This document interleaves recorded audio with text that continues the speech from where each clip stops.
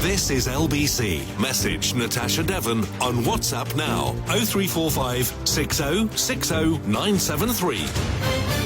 Okay, so this is what the story says. Almost a third of Generation Z men and boys think a wife should obey her husband, according to a global survey of 23,000 people that found that young men hold more traditional views about gender roles than older generations.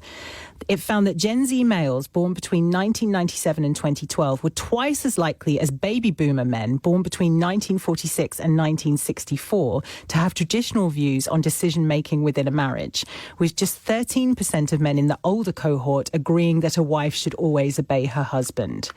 I don't believe that. So I want to know what you think is going on there, because is it that if you grow up in a generation as baby boomers did, where it was just taken for granted that the man would take the lead in relationships and be responsible for decision making, that you're therefore more chill with that not being the case because society's on your side? Or because this is people self-reporting, right? So you've got baby boomer men being like, of course, everything should be equal. And then it's the young men who are saying, no, actually, I think we should go back to a more conservative, traditional role within marriages. Now, to be clear, it's only 13% of young men and boys in Great Britain that had this view. So it's not the third that was found more broadly. Some of the highest numbers were in Indonesia, Malaysia and the United States of boys and young men holding those views. But that's still, I think one of our more maths-minded correspondents texted in to say it's about 1 in 7 boys or young men that hold those views. So what do you think is going on there? 0345 6060 973 is the number to call. I do want to take a look at this story, though. The Department of Justice over in the United States has published the quote-unquote missing Epstein files, including some pretty disturbing claims about Donald Trump. Joining us to discuss this, of course, is Simon Marks, who's LBC's Washington correspondent. Simon, what can you tell us? Well, I think it's important to emphasise, Natasha, that they've only released some of the missing Epstein files, 16 pages of documents that specifically relate to allegations made against President Trump dating back to the 1980s by a woman who spoke to investigators from the FBI in 2019.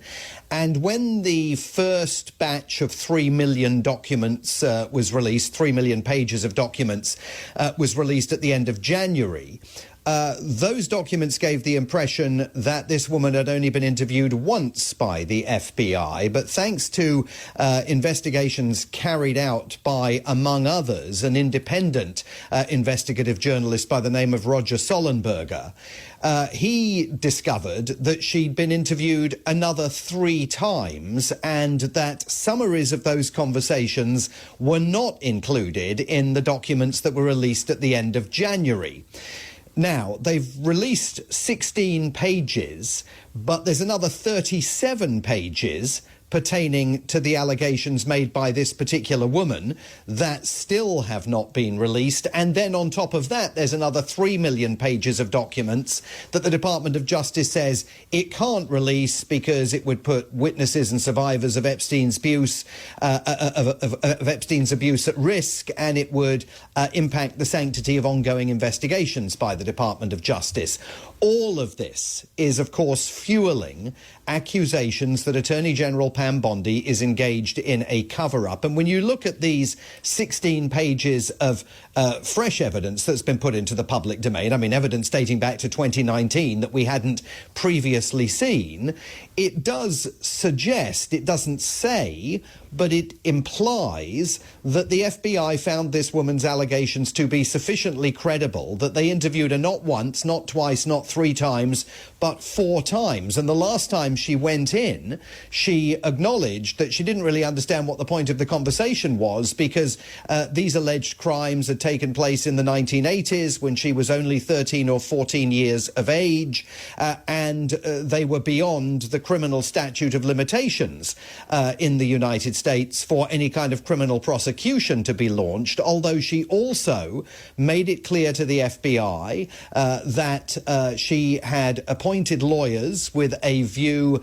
to potentially launching some kind of civil lawsuit against Donald Trump relating to his behavior after she was introduced to him by Jeffrey Epstein. She also accused Jeffrey Epstein of assault and abuse. So all of this is raising the pressure again on the White House, which has dismissed the claims that this woman made, saying that they were lacking credibility. The White House press secretary Caroline Leavitt also said that because the woman disclosed during the course of the interviews that she had a criminal record for some minor offences, Caroline Leavitt arguing that she had a criminal record and therefore, you can discount everything that she had to say about Donald Trump. But this does definitely once again put a very uncomfortable spotlight on a relationship with Jeffrey Epstein that Donald Trump certainly had. The president, of course, denies all wrongdoing, any suggestion of nefarious activity, says that off very early in the Epstein story, and he claims that that original document dump back on January the 30th absolves him completely of any wrongdoing, which is one way of reading it, but with these additional 16 pages of evidence being released to the public, there are certainly fresh questions that the White House is now going to be asked. I mean, you say that it puts an uncomfortable spotlight on Donald Trump. I've seen a lot of American commentators saying, well, in Britain, there's been arrests, there's been consequences. I mean, bless them for thinking that either Peter Mandelson or Andrew Windsor have faced or will face anything resembling real consequences. But it seems to them, I think, that action is being taken over these allegations, whereas they're saying over this side of the pond, all of this information is coming to light and nothing is happening. Is that a fair assessment? Well, I think it's a mostly fair assessment. I mean, there are several prominent people that have fallen from their very well-paid perches as a result of the release of those 3 million pages of evidence back at the end of January. But none of them is the subject of criminal investigation or criminal inquiry, and there is no evidence that any kind of major criminal probe is taking place behind the scenes. I think you have to remember that in this country, Donald Trump has incinerated the traditional but not constitutionally guaranteed independence of the Department of Justice. So Attorney General Pam Bondi, FBI Director Kash Patel are two of the least likely people in the United States ever to begin any kind of criminal investigation that may prove damaging to the president or to any of their colleagues in government. But there are Republicans on Capitol Hill that have had enough, and they include Congresswoman Nancy Mace, who sits on the House Oversight Committee. She herself is a survivor of abuse earlier in life, and she is leading the charge against Attorney General Pam Bondi. And again, she's a Republican and a MAGA Republican to boot. And she is saying that when Pam Bondi faces deposition, which I think she's certainly going to face now. I mean, she's been subpoenaed. Were she to refuse to appear, she could be held in contempt of Congress by the House Oversight Panel. Nancy Mace says she's going to keep Pam Bondi there for as long as it takes to get the answers that she wants about what she claims is a cover-up taking place within Donald Trump's Department of Justice. So there is a trajectory here. It's moving very slowly, and it's moving in a very uncertain fashion. But with people like Congresswoman Nancy Mace, Congressman Thomas Massie, Republicans who smell a cover-up and want to get to the bottom of it, ultimately there's going to be a moment when leading figures like the Attorney General are either going to have to testify and say what they know or plead the Fifth Amendment against self-incrimination, as Ghislaine Maxwell did just a few weeks ago. And in response to this, Caroline Levitt has said, you mentioned earlier that these fresh allegations date back to 2019. Caroline Levitt has said Joe Biden's Department of Justice knew about these for 4 years and did absolutely nothing with them. And then she adds, because they knew that President Trump did absolutely nothing wrong. Is that true? Is that a fair assessment of what happened? Well, just on the timeline, the allegations date back to the 1980s. It was in 2019 that the woman came forward and started talking to investigators at the Department of Justice and the FBI. There is absolutely no question that Democrats can fairly be accused of having done very, very little to bring any of this information to light.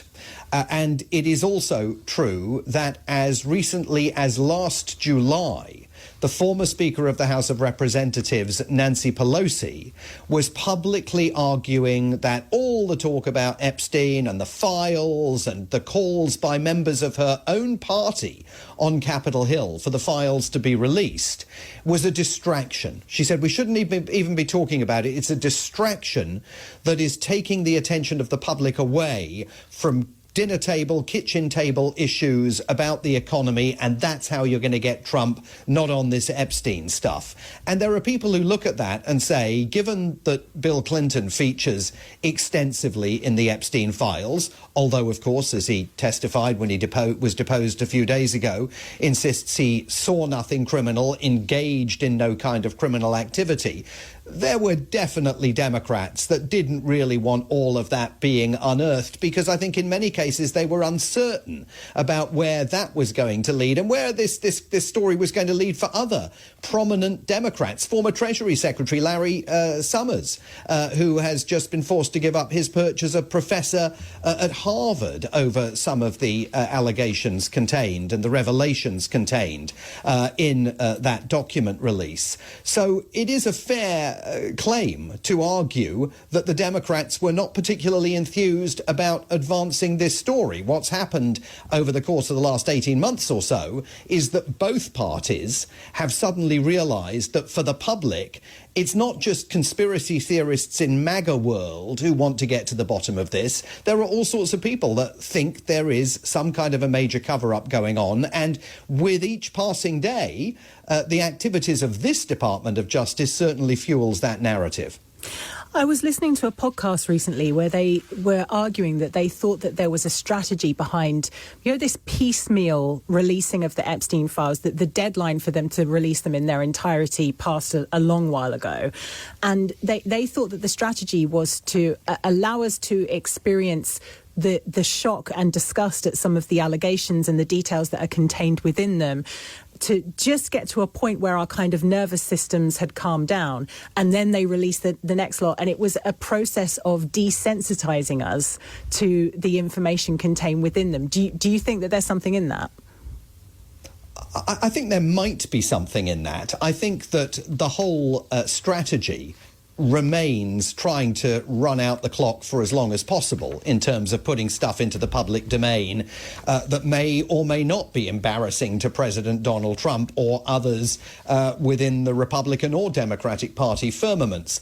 I do know from talking to people at the Department of Justice that the scale of the work that they have to do, sifting through millions and millions of documents in an effort, and I think that for the most part it is a good faith effort to make sure that private information about the accusers and people that were making claims and that were abused by Jeffrey Epstein is protected. I mean, it is a monumentally complex task, and it was bringing other things at the Department of Justice to a standstill. I mean, prominent stuff like the criminal process against former Venezuelan President Nicolas Maduro kicked into the long grass because Department of Justice investigators were all being taken off all of their work to help in this process of going through all of these documents to see what within the letter of the law could and could not be released. Now, it may well be that there were other processes also at work there to make sure that anything embarrassing, particularly to the president, wasn't released, even if that was beyond the scope of the act that required the public disclosure of all of these documents. It is a monumental task that they are facing, including one that involves so many duplications of documents. Documents appear again and again and again, and they have to be consistent in terms of what they decide to release and what they don't release. So it's hard work. It's hard graft going through all of this.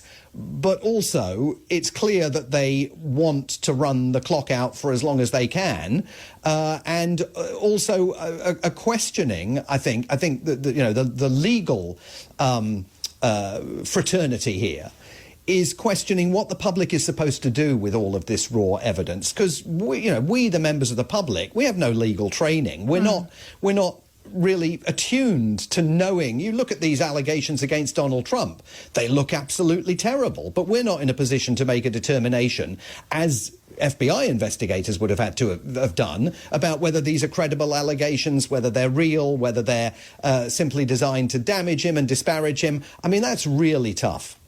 Simon Marks, thank you so much. LBC's Washington correspondent there, bringing us the very latest on that story.